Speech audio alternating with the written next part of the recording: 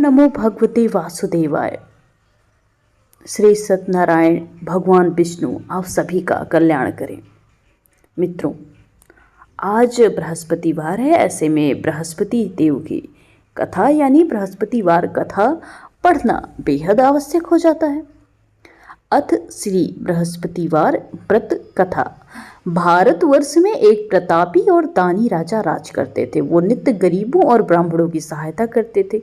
ये बात उनकी पत्नी को अच्छी नहीं लगती थी। वो ना जाने गरीबों को दान देने से इतना क्यों भागती थी। वो गरीबों को दान देना नहीं चाहती थी, ना ही भगवान का पूजन करती थी, और राजा को भी दान देने से मना करती थी। एक दिन राजा शिकार खेलने वन को गए हुए थे तो रानी महल में अकेले थे। उसी समय बृहस्पति देव साधु वेश में राजा के महल में भिक्षा मांगने गए और भिक्षा मांगी। रानी ने भिक्षा देने से इनकार किया और कहा, हे साधु महाराज, मैं तो दान पुण्य से तंग आ गई हूँ। मेरे पति सारा धन लुटाते रहते हैं। मेरी इच्छा है कि हमारा धन नष्ट हो जाए, फिर ना रहेगा बांस और ना बचेगी बांसुरी। साधु ने कहा, देवी तुम बड़ी विचित्र हो। धन संतान तो सभी चाहते हैं और पुत्र लक्ष्मी तो पापी के घर में भी होने चाहिए। यदि तुम्हारे पास अधिक धन है तो भूखों को भोजन दो, प्यासों के लिए प्याऊ बनवाओ, मुसाफिरों के लिए धर्मशालाएं खुलवाओ। जो निर्धन और कुंवारी कन्याओं का विवाह नहीं कर सकते उनका विवाह करवाओ। ऐसे और कई काम हैं जिनके करने से तुम्हारा यश लोक परलोक में फैल जाएगा। परंतु रानी पर उपदेश का कोई प्रभाव नहीं पड़ा। वो बोली, महाराज आप मुझे कुछ ना समझाइए। मैं ऐसा धन नहीं चाहती जो हर जगह बांटती फिरूं। साधु ने उत्तर दिया, यदि तुम्हारी ऐसी इच्छा है तो तथास्तु। तुम ऐसा ही करना कि बृहस्पति वार को घर लीप कर पीली मिट्टी से अपना सिर धोकर स्नान करना, भट्ठी चढ़ाकर कपड़े धोना। ऐसा करने से आपका सारा धन नष्ट हो जाएगा। इतना कहकर वो साधु महाराज वहां से आलोप हो गए। साधु के अनुसार कई बातों को पूरा करते हुए रानी को केवल 3 बृहस्पतिवार ही बीते थे कि उनकी सारी धन संपत्ति नष्ट हो गई। भोजन के लिए राजा का परिवार तरसने लगा। तब एक दिन राजा ने रानी से बोला कि हे रानी, तुम यहीं रहो, मैं दूसरे देश को जाता हूँ, क्योंकि यहाँ पर सभी लोग मुझे जानते हैं, इसलिए मैं कोई छोटा कार्य नहीं कर सकता। ऐसा कहकर राजा परदेश चला गया। वहाँ वह जंगल से लकड़ी काट कर लाता, शहर में बेचता। इस तरह वह अपना जीवन व्यतीत करने लगा। इधर राजा के परदेश जाते ही रानी और दासी दुखी होकर रहने लगे। एक बार जब रानी और दासी को 7 दिन तक भोजन के बिना रहना पड़ा तो रानी ने अपनी दासी से कहा, हे दासी, पास ही के नगर में मेरी बहन रहती है, वो बड़ी धनवान है, तो उसके पास जा और कुछ ले आ, ताकि थोड़ा बहुत गुजर बसर हो जाए। दासी रानी की बहन के पास गई। उस दिन गुरुवार था और रानी की बहन उस समय बृहस्पतिवार व्रत की कथा सुन रही थी। दासी ने रानी की बहन को अपनी रानी का संदेश दिया, लेकिन रानी की बड़ी बहन ने कोई उत्तर नहीं दिया। जब दासी को रानी की बहन से कोई उत्तर नहीं मिला तो वो बहुत दुखी हुई और उसे क्रोध भी आया। दासी ने वापस आकर रानी को सारी बात सुना दी। सुनकर रानी ने अपने भाग्य को कोसा। उधर रानी की बहन ने सोचा कि मेरी बहन की दासी आई थी, परंतु मैंने उससे नहीं बोला, वो बहुत दुखी हो गई होगी। कथा सुनकर वो पूजन समाप्त करके वो अपनी बहन के घर आई और कहने लगी, हे बहन, मैं बृहस्पतिवार की कथा कर रही थी। तुम्हारी दासी मेरे घर आई थी, परंतु जब तक कथा होती है तब तक ना तो उठते हैं ना ही बोलते हैं, इसलिए मैं नहीं बोली। कहो दासी, तुम क्यों गई थी? रानी बोली, बहन तुमसे क्या छिपाऊं, हमारे घर में खाने के लिए अनाज नहीं है। ऐसा कहते कहते रानी की आंखें भर गई। उसने दासी समेत पिछले 7 दिनों से भूखे रहने तक की बात अपनी बहन को विस्तार पूर्वक सुना दी। रानी की बहन बोली, हे देखो बहन, भगवान बृहस्पति देव सबकी मनोकामना पूरी करते हैं। देखो, शायद तुम्हारे घर में अनाज रखा हो। पहले तो रानी को विश्वास नहीं हुआ, पर बहन के आग्रह पर उसने अपनी दासी को अंदर भेजा तो सचमुच अनाज से भरा एक घड़ा मिला। यह देखकर वो बड़ी हैरान रह गई। दासी रानी से कहने लगी, हे रानी, जब हमको भोजन नहीं मिलता तो हम व्रत ही तो करते हैं, इसलिए क्यों ना इससे व्रत और कथा की विधि पूछ ली जाए ताकि हम भी व्रत कर सकें। तब रानी ने अपनी बहन से बृहस्पतिवार व्रत के बारे में पूछा। उसकी बहन ने बताया, बृहस्पतिवार के दिन व्रत में चने की दाल और मुनक्का से विष्णु भगवान का केले की जड़ में पूजन करें तथा दीपक जलाएं, व्रत कथा सुने, पीले भोजन करें, पीला वस्त्र धारण करें, इससे बृहस्पति देव प्रसन्न होते हैं। व्रत और पूजन विधि बताकर रानी की बहन अपने घर को लौट गई। 7 दिन के बाद जब गुरुवार आया तो रानी और दासी ने व्रत रखा। गुड़साल में जाकर चना और गुड़ लेकर आई, फिर उसे केले की जड़ और भगवान विष्णु का पूजन किया। अब पीला भोजन कहाँ से आए, इस बात को लेकर दोनों बहुत दुखी थी। चूंकि उन्होंने व्रत रखा था इसलिए बृहस्पति देव उनसे प्रसन्न थे, इसलिए वे एक साधारण व्यक्ति का रूप धारण कर 2 थालों में सुंदर पीला भोजन दासी को दे गए। भोजन पाकर दासी प्रसन्न हुई, फिर रानी के साथ मिलकर भोजन ग्रहण किया। उसके बाद वे सभी गुरुवार को व्रत और पूजन करने लगी। बृहस्पति भगवान की कृपा से उनके पास फिर से धन संपत्ति आ गई, परंतु रानी फिर से पहले की तरह आलस करने लगी। तब दासी बोली, देखो रानी, तुमने पहले भी इस प्रकार आलस किया था। तुम्हें धन रखने में कष्ट होता था, इस कारण सभी धन नष्ट हो गया, और अब भगवान बृहस्पति की कृपा से धन मिला है तो तुम फिर से आलस करती हो। रानी को समझाते हुए दासी कहती है कि बड़ी मुसीबतों के बाद हमने ये धन पाया है, इसलिए हमें दान पुण्य करना चाहिए, भूखे मनुष्यों को भोजन कराना चाहिए और धन के शुभ कार्यों में खर्च करना चाहिए, जिससे तुम्हारे कुल का यश बढ़ेगा, स्वर्ग की प्राप्ति होगी, पितृ प्रसन्न होंगे। दासी की बात मानकर रानी ने अपना धन शुभ कार्यों में खर्च किया, जिससे पूरे नगर में उनका यश फैल गया। बृहस्पति व्रत कथा के बाद श्रद्धा के साथ आरती की जानी चाहिए। इसके बाद प्रसाद बांटकर उसे ग्रहण भी किया जाना चाहिए। एक दिन राजा दुखी होकर जंगल में एक पेड़ के नीचे आसन जमा कर बैठ गया। वो अपनी दशा को याद करके व्याकुल होने लगा। बृहस्पतिवार का दिन था। एकाएक उसने देखा कि निर्जन वन में एक साधु प्रकट हुए हैं। वो साधु वेश में स्वयं बृहस्पति देवता थे। लकड़हारे के सामने आकर बोले, हे लकड़हारे, इस सुनसान जंगल में तू चिंतामग्न क्यों बैठा है? लकड़हारे ने दोनों हाथ जोड़कर प्रणाम किया और उत्तर दिया, महात्मा जी, आप सब कुछ जानते हैं, मैं क्या कहूँ? यह कहकर रोने लगा और साधु को अपनी आत्मकथा सुनाई। महात्मा जी ने कहा, तुम्हारी स्त्री ने बृहस्पतिवार के दिन बृहस्पति भगवान का निरादर किया, जिसके कारण रुष्ट होकर उन्होंने तुम्हारी ये दशा की है। अब तुम चिंता को दूर करके मेरे कहने पर चलो तो तुम्हारे सारे कष्ट दूर हो जाएंगे और भगवान पहले से भी अधिक संपत्ति देंगे। तुम बृहस्पतिवार के दिन कथा किया करो, 2 पैसे के चने मुनक्के लाकर उनका प्रसाद बनाओ और शुद्ध जल से लोटे में शक्कर मिलाकर अमृत तैयार करो।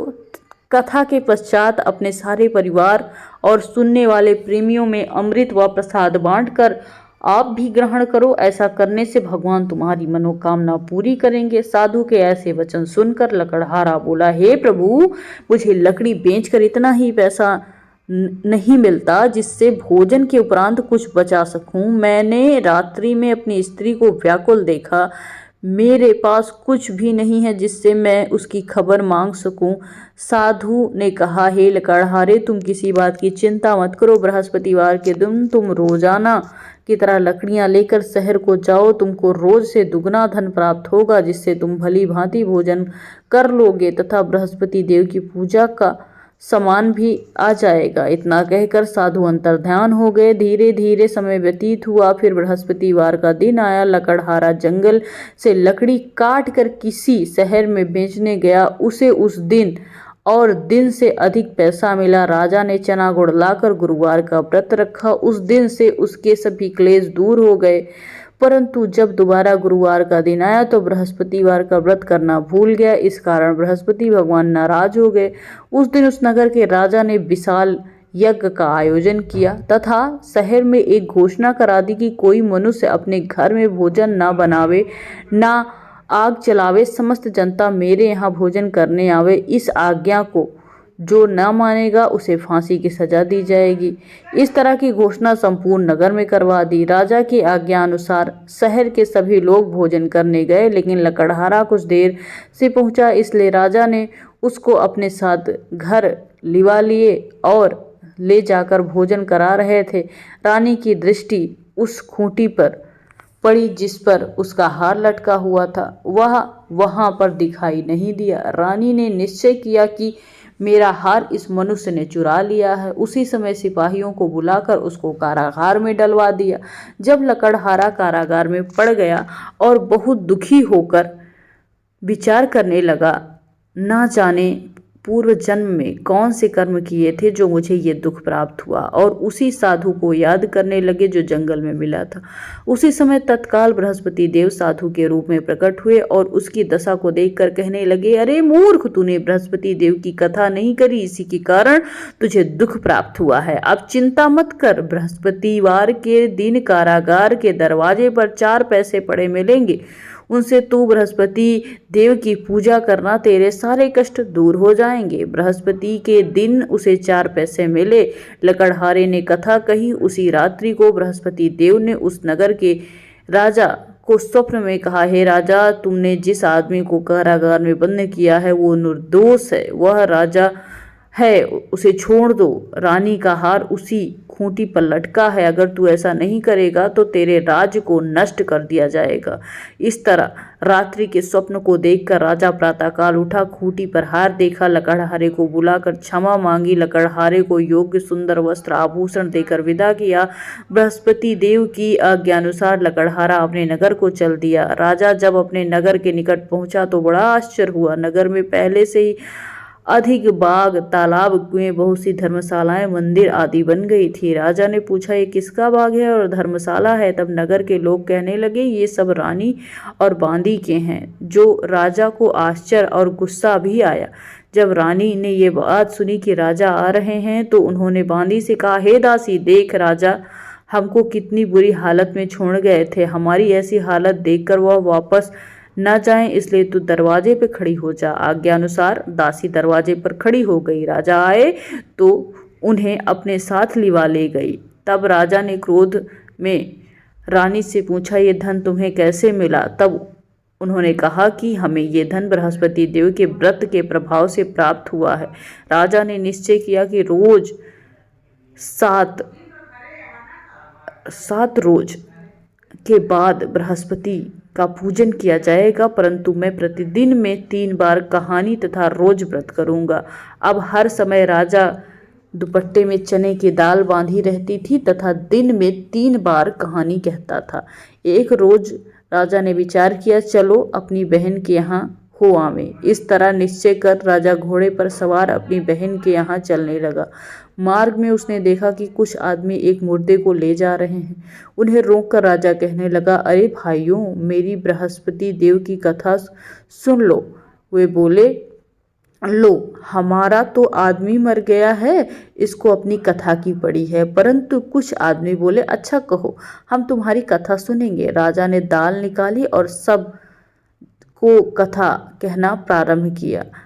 दाल निकाली और जब कथा आधी हुई थी, मुर्दा हिलने लग गया, और जब कथा समाप्त हो गई तो राम राम करके मनुष्य उठ खड़ा हो गया। आगे मार्ग में उसे एक किसान खेत में हल चलाता हुआ मिला। राजा ने उसे देखा और उससे कहा, अरे भैया, तुम मेरी बृहस्पतिवार की कथा सुन लो। किसान बोला, जब तक तेरी कथा सुनूंगा तब तक 4 हरैया जोत लूंगा। जा अपनी कथा किसी और को सुनाना। इस तरह राजा आगे चलने लगा। राजा के हटते ही बैल पछाड़ खाकर गिर गया। किसान के पेट में बड़ी जोर की दर्द उठने लगा। उधर उस समय उसकी माँ रोटी लेकर आई। उसने जब ये पूछा और अपने पुत्र का ये हाल देखा और बेटे ने सभी हाल कह सुनाया तो बुढ़िया दौड़ी दौड़ी उस घुड़सवार के पास गई और उससे पूछा, मैं तेरी कथा सुनूंगी, तू अपनी कथा मेरे खेत पर चलकर कहना। राजा ने बुढ़िया के खेत पर जाकर कथा कही, जिसको सुनते ही वो बैल उठ खड़ा हुआ। किसान का पेट दर्द बंद हो गया। राजा अपनी बहन के घर पहुंचा। बहन ने भाई का खूब मेहमानी की। दूसरे रोज प्रातःकाल राजा जागा तो उसने देखा कि सब लोग भोजन कर रहे हैं। राजा ने अपने बहन से कहा, ऐसा कोई मनुष्य है जिसने भोजन नहीं किया हो? मेरी बृहस्पतिवार की कथा सुन ले। बहन बोली, हे भैया, यह देश ऐसा ही है कि पहले यहाँ लोग भोजन करते हैं, बाद में अन्य काम करते हैं। अगर कोई पड़ोस में हो तो देखो, ले आओ। वह ऐसा कहकर देखने चली गई, परंतु उसे कोई भी व्यक्ति नहीं मिला जिससे भोजन न किया हो।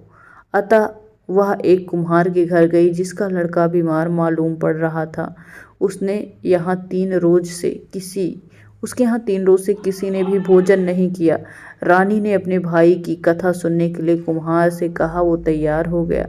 राजा ने जाकर बृहस्पतिवार की कथा कही, जिसको सुनकर लड़का ठीक हो गया। अब तो राजा की प्रशंसा होने लगी। एक रोज राजा ने अपनी बहन से कहा कि हे बहन, हम अपने घर को जाएंगे, तुम भी तैयार हो जाओ। राजा की बहन ने अपने सास से कहा। सास ने कहा, कहाँ चली जा, परंतु अपने लड़कों को मत ले जाना, क्योंकि तेरे भाई के कोई औलाद नहीं है। बहन ने अपने भैया से कहा, हे भैया, मैं तो चलूंगी, लेकिन बालक नहीं जाएंगे। राजा बोला, जब कोई बालक नहीं चलेगा तो तुम क्या करोगी? बड़े दुखी मन से राजा ने अपने नगर को प्रस्थान किया।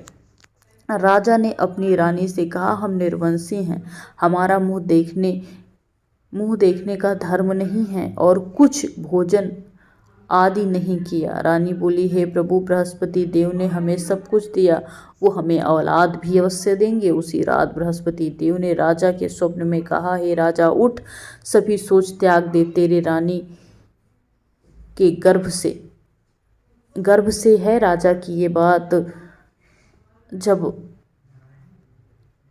ने ये बात जब सुनी तो वो खुशी से फूले नहीं समा रहा था। 9वें महीने में गर्भ से एक सुंदर पुत्र उत्पन्न हुआ।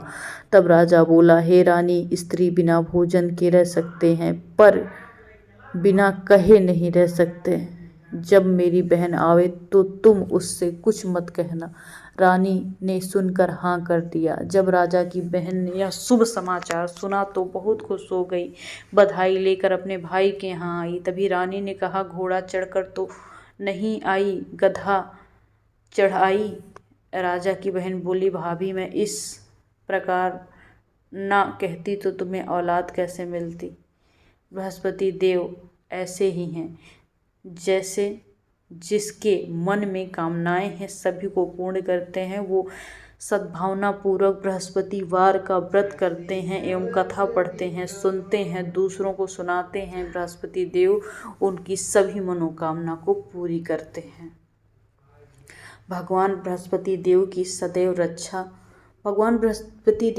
सदैव रक्षा करते हैं। संसार में जो मनुष्य सद्भावना से भगवान की पूजा व्रत सच्चे हृदय से करते हैं, उनकी मनोकामनाएं पूरी होती हैं।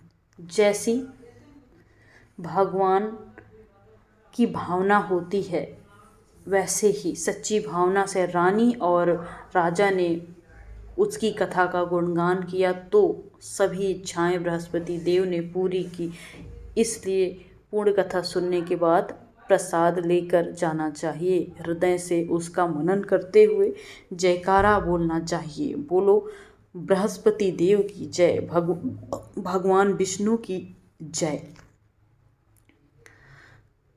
बृहस्पति देव की कथा। प्राचीन काल में एक ब्राह्मण रहता था। वो बहुत निर्धन था, उसकी कोई संतान नहीं थी। उसकी स्त्री बहुत मलिनता के साथ रहती थी। वो स्नान नहीं करती थी, किसी देव की पूजा नहीं करती थी। इससे ब्राह्मण देवता बहुत दुखी रहते थे। बेचारी बहुत कुछ कहते थे, किंतु उसका परिणाम ना निकला। भगवान की कृपा से ब्राह्मण की स्त्री कि कन्या रूपी रत्न पैदा हुआ। कन्या बड़ी होने पर प्रातः स्नान करके विष्णु भगवान का जाप व बृहस्पतिवार का व्रत करने लगी। अपने पूजन पाठ को समाप्त करके विद्यालय जाती तो अपनी मुट्ठी में जौ भर कर ले जाती और पाठशाला के मार्ग पर डालती। जब ये जौ स्वर्ण के जौ जाते तो लौटते समय उसे बीन कर घर ले आती। एक दिन वह बालिका सूप में उस सोने के जौ को फटकार कर साफ कर रही थी। उसके पिता ने देख लिया। कहा, हे बेटी, सोने के जौ के लिए सूप का होना चाहिए। दूसरे दिन बृहस्पतिवार था। इस दिन कन्या ने व्रत रखा। बृहस्पति देव से प्रार्थना करके कहा, मैंने आपकी पूजा सच्चे मन से की हो तो मेरे लिए सोने का सूप दे दो। बृहस्पति देव ने उसकी प्रार्थना स्वीकार कर ली। रोजाना की तरह वो कन्या जौ फैलाती हुई जाने लगी। जब लौटकर जौ बिन रही थी तो बृहस्पति देव की कृपा से सोने का सूप मिला। उसे वो घर ले आई और उसमें जौ साफ करने लगी, परंतु उसकी माँ का वही ढंग रहा। एक दिन की बात है, वो कन्या सोने के सूप में जौ साफ कर रही थी। उस समय उस शहर का राजपुत्र वहां से होकर निकला। इस कन्या के रूप और कार्य को देखकर मोहित हो गया तथा अपने घर आकर भोजन तथा जल त्याग कर उदास होकर लेट गया। राजा को इस बात का पता लगा तो अपने प्रधानमंत्री के साथ उसके पास गए और बोले, हे बेटा, तुमने किस बात का कष्ट लेकर रखा हुआ है? किसी ने आपका अपमान किया है अथवा और कारण हो तो कहो, वही कार्य करूंगा जिससे तुम्हें प्रसन्नता हो। अपने पिता की राजकुमार ने बातें सुनी तो वो बोला, मुझे आपकी कृपा से किसी बात का दुख नहीं है, किसी ने मेरा अपमान नहीं किया, परंतु मैं उस लड़की से विवाह करना चाहता हूँ जो सोने के सूप में जौ साफ कर रही थी। ये सुनकर राजा आश्चर्य में पड़ गया और बोला, हे बेटा, इस तरह की कन्या का पता तुम ही लगाओ, मैं उसके साथ तेरा विवाह अवश्य कर दूंगा। राजकुमार ने उस लड़की के घर का पता लगाया। तब मंत्री उस लड़की के घर गए और ब्राह्मण देवता को सभी हाल बतलाया। ब्राह्मण देवता राजकुमार के साथ अपनी कन्या का विवाह करने को तैयार हो गए। विधि विधान के साथ ब्राह्मण की कन्या का विवाह राजकुमार के साथ हो गया। कन्या के घर ले जाते समय पहले की भांति उस ब्राह्मण देवता के घर में गरीबी का निवास हो गया। अब भोजन के लिए अन्न बड़ी मुश्किल से मिलता। एक दिन दुखी होकर ब्राह्मण देवता ने अपनी पुत्री के पास प्रस्थान किया। बेटी ने पिता की दुख अवस्था को देखकर अपनी माँ का हाल पूछा। तब ब्राह्मण देवता ने सभी हाल कहा। कन्या ने बहुत सा धन देकर अपने पिता को विदा किया। इस तरह ब्राह्मण का कुछ समय सुखपूर्वक बीता। कुछ दिन बाद फिर वह वही हाल पे पहुँच गया। ब्राह्मण की अपनी कन्या के यहाँ फिर से गया और सारा हाल बताया और कन्या ने कहा, हे पिताजी, आप माताजी को यहाँ लिवा लाओ, मैं उन्हें विधि बता दूंगी जिससे गरीबी दूर हो जाएगी। वह ब्राह्मण देवता अपनी स्त्री को लेकर पहुँचे तो माँ को समझाने लगी, हे माँ, तुम प्रातःकाल प्रथम पहर में स्नान आदि करो और विष्णु भगवान का पूजन करो, उससे दरिद्रता दूर हो जाएगी। परंतु उसकी मांग ने एक भी बात नहीं मानी और प्रातःकाल उठकर अपनी पुत्री के बच्चों की जूठन को खा लिया। इससे पुत्री को भी गुस्सा आया और एक रात को कोठरी से सभी सामान निकाल दिया और अपनी माँ को उसी में बंद कर दिया।